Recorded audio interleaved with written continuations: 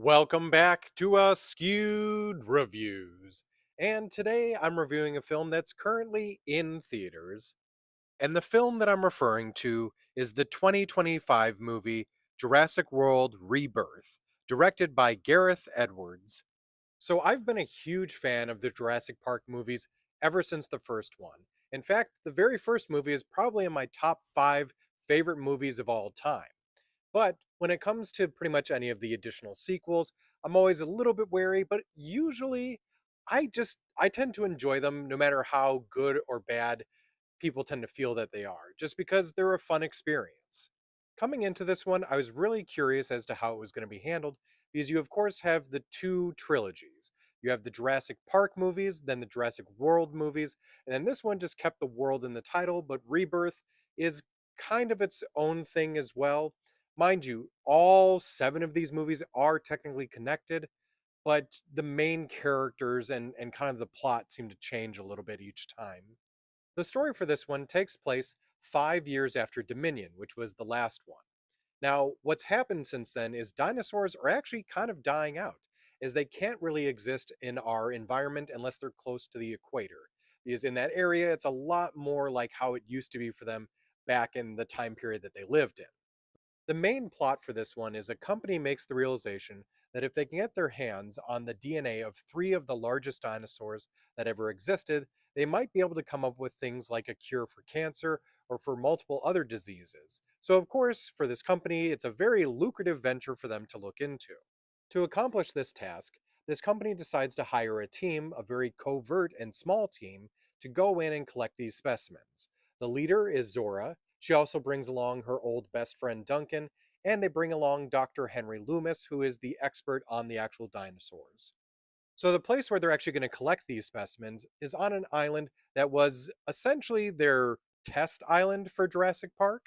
So, there are not only just dinosaurs, but also mutations, which becomes a new and interesting thing being added into this film series. On the way to this island, they end up running into the Delgado family, who unfortunately ended up in a shipwreck due to a dinosaur. Now, this family does climb aboard, and they end up having to head to the island with the rest of this group. Now, of course, shenanigans ensue, and now they're all being chased by dinosaurs on this island. So, with this film, I was kind of going back and forth on my opinion on it, mainly due to the fact that I like scenes from this movie. It has some really great scenes that are really fun to watch, but in general, the overarching story, I don't know if I really enjoy it or not. Like, it does pull me in, but I don't know if I'm fully invested in the actual story. Also, I'm definitely not invested in the characters. Now, I like a lot of the actors in this.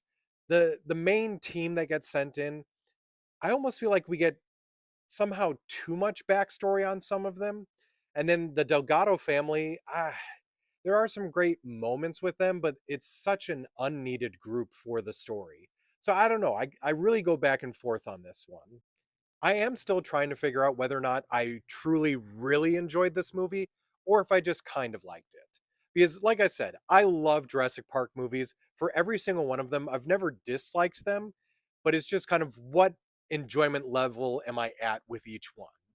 In general, some truly amazing moments that happen throughout the film that are really fun to watch on screen. Characters are kind of okay. I loved how the dinosaurs looked, even the mutations. I know not everyone liked the way the D-Rex looked, but I thought it was cool. So I think for this film, I'm going to give it a 3 out of 5. I absolutely do recommend, though, checking this one out while it's in theaters. It is a lot of fun, especially if you're in a theater that does have like surround sound or vibrating seats and everything. It can really immerse you. I hope you enjoyed this episode of Skewed Reviews. And if you've already seen Jurassic Park Rebirth, please let me know what you thought about it in the comments. And if there's any other movies coming to theaters soon that you think I should watch and do a review for, let me know in the comments as well.